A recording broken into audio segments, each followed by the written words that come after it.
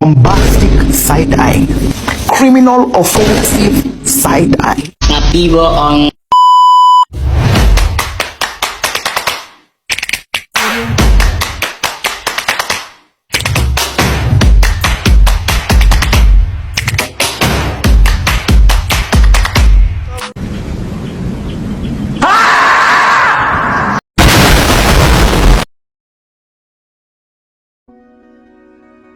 Shalom semuanya, perkenalkan nama saya Sestina Vitasari dari Fakultas Teologi Sosiologi Kristen Prodi Teologi kelas A. Di sini saya akan menceritakan perjalanan singkat bangsa Israel keluar dari tanah Mesir menuju Gunung Sinai. Bangsa Israel diperbudak di Mesir. Perbudakan bangsa Israel di Mesir berawal ketika keturunan Yakub atau Israel pindah ke Mesir karena kelaparan.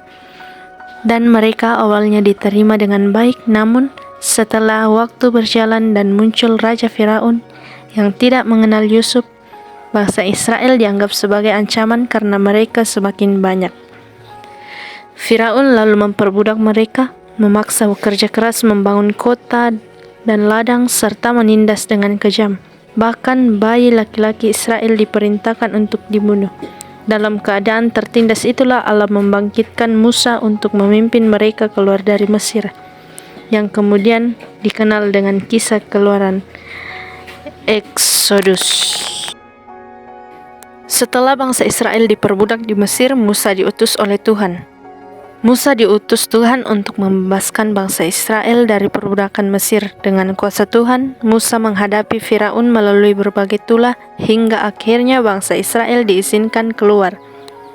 Mereka menyeberangi Laut Teberau yang dibelah Tuhan, lalu memulai perjalanan menuju tanah yang dijanjikan. Setelah Tuhan mengutus Musa, Tuhan mendatangkan tulah ke Mesir karena Firaun menolak membiarkan bangsa Israel pergi. Tuhan melalui Musa menurunkan tulah-tulah sebagai hukuman. Pertama, air sungai Nil berubah menjadi darah. Kedua, katak melompat-lompat ke seluruh negeri. Ketiga, debu menjadi nyamuk.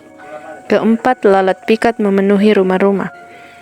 Kelima, ternak orang Mesir mati karena penyakit.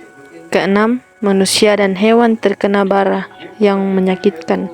Ketujuh, hujan es bercampur api menghancurkan ladang. Kedelapan, belalang datang memakan semua tanaman yang tersisa. Kesembilan, Mesir ditutupi kegelapan pekat selama 3 hari. Kesepuluh, anak sulung orang Mesir mati kecuali keluarga Israel yang rumahnya ditandai darah anak domba. Setelah tulah terakhir, barulah Firaun mengizinkan bangsa Israel keluar dari Mesir. Setelah tulah ke-10, Firaun akhirnya mengizinkan bangsa Israel meninggalkan Mesir, dipimpin oleh Musa. Mereka berjalan menuju padang gurun, namun Firaun berubah pikiran dan mengejar mereka dengan pasukan. Tuhan lalu membelah Laut Teberau sehingga bangsa Israel dapat menyeberang di tanah yang kering. Saat tentara Mesir ikut masuk, laut kembali menutup dan menenggelamkan mereka. Bangsa Israel pun selamat dan melanjutkan perjalanan panjang di padang gurun menuju tanah yang dijanjikan Tuhan, yaitu Kanaan. Setelah bangsa Israel keluar dari Mesir dan menyeberangi Laut Teberau, mereka berjalan di padang gurun menuju Gunung Sinai. Dalam perjalanan mereka menghadapi kesulitan, kehausan, kelaparan, dan rasa takut. Namun Tuhan selalu mencukupi kebutuhan mereka, memberi air dari batu, manna sebagai roti dari langit, dan burung puyuh untuk dimakan. Akhirnya mereka sampai di kaki Gunung Sinai. Di sana Tuhan menampakkan diri dengan guntur, kilat, awan tebal, dan suara sangkakala. Musa naik ke puncak gunung, lalu Tuhan memberikan 10 hukum sebagai perjanjian antaranya dan bangsa Israel. Dari situ bangsa Israel belajar bahwa Tuhanlah yang menuntun dan melindungi mereka dalam perjalanan.